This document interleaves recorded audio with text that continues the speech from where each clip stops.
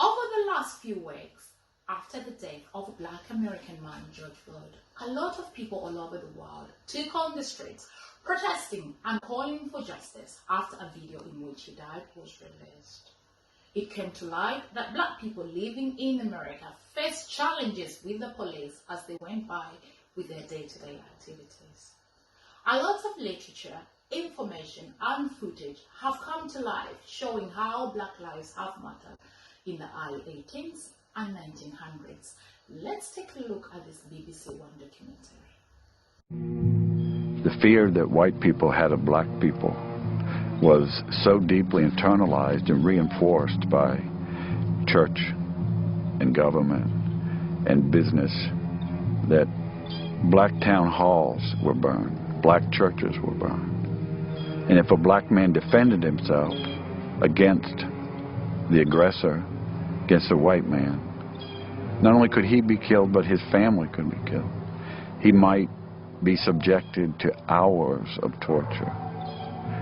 In some cases, more than one, a Black man was tied on a log and burned from his feet up so that an extensive crowd of people could take pleasure out of the screams and the horror. At his home near Savannah, Georgia, James Allen has collected a photographic record of racial violence in the South. For the past 20 years, he's found horrifying pictures in the family albums of ordinary Southern homes. Many are postcards that were mass-produced as souvenirs.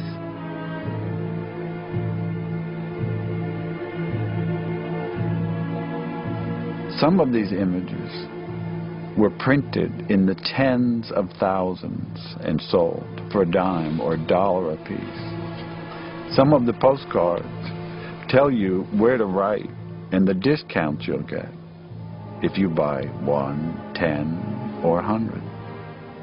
They were sold in drugstores and pharmacies. They were sold on the street. I purchased a photograph from a woman. The photographer sold them door to door. Her mother bought the image for $2.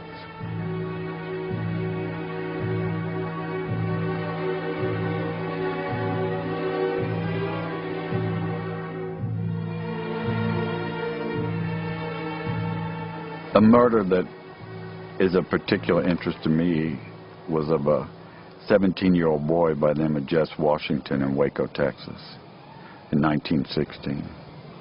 He was seriously mentally challenged. The wife of the farmer that he worked for was found dead. He was arrested. He was brought to trial. The trial took from 10 until 12.